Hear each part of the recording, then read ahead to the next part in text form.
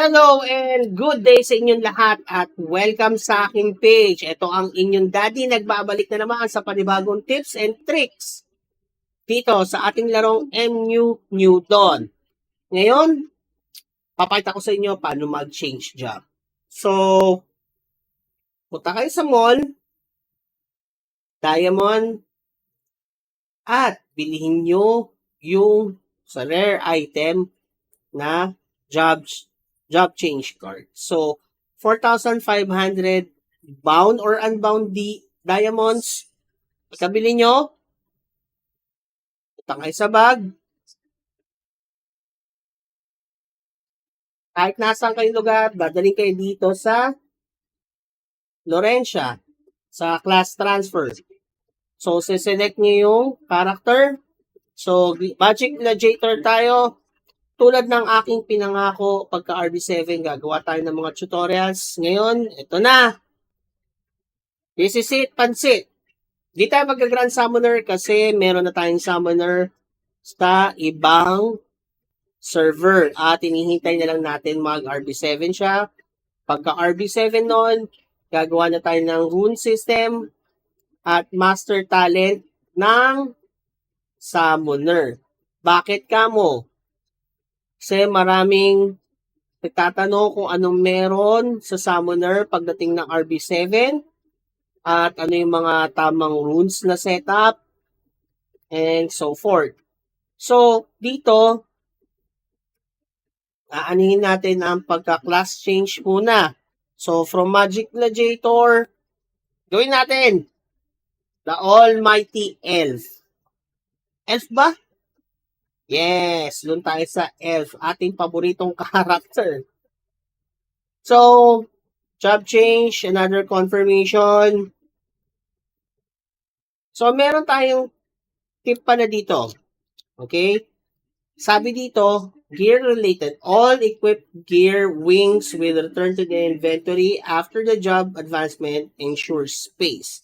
Retains original gears, stats, upgrades, boost excellent stats, etc. Equip cosmetic gears such as Archangel, Blessed Angels, and Wings will auto-convert for the new class. Kung yung wing nyo hindi nakasuot, matik, hindi mako-convert.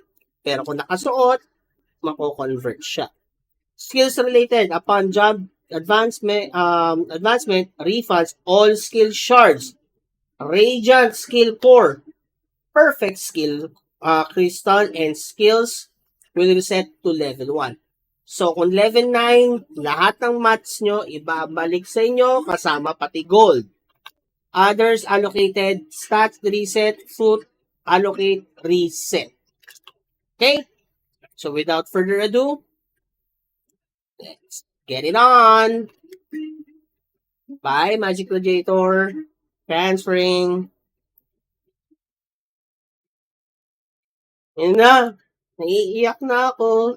So, nagbabalik na naman ako. And I'm 7. And there you go. Now, you're back as an archer or an elf. Ganun lang kasimple. Ngayon, ang pinakamalaking yung problema sa pagja-job change is ano kaya? Okay. Ang green gears nyo, kailangan nyong palitan. Ang set gear or the red gears, ang kailangan din palitan. But, see, the wings is still here. Accessories, horn, and nandyan lahat yan. Try natin, pumunta tayo dito sa War Codex. Andyan pa rin lahat yan.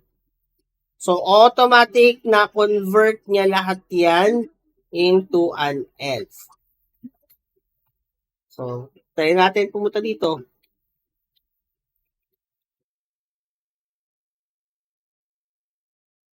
Ngayon, F na tayo.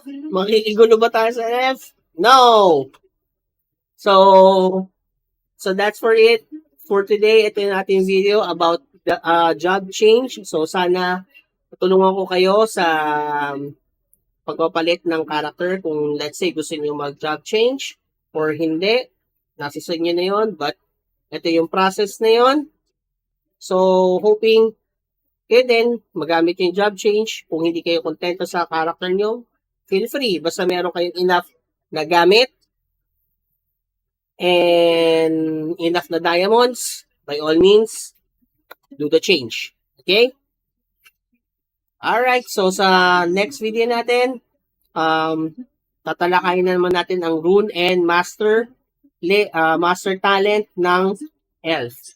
So, hoping kung nagustuhan niyo ang video at para makagawa pa ako ng maraming video, do not forget to click the like, subscribe, and comment down below. Pati na rin sa aking Facebook channel, paki-subscribe na rin. Thank you.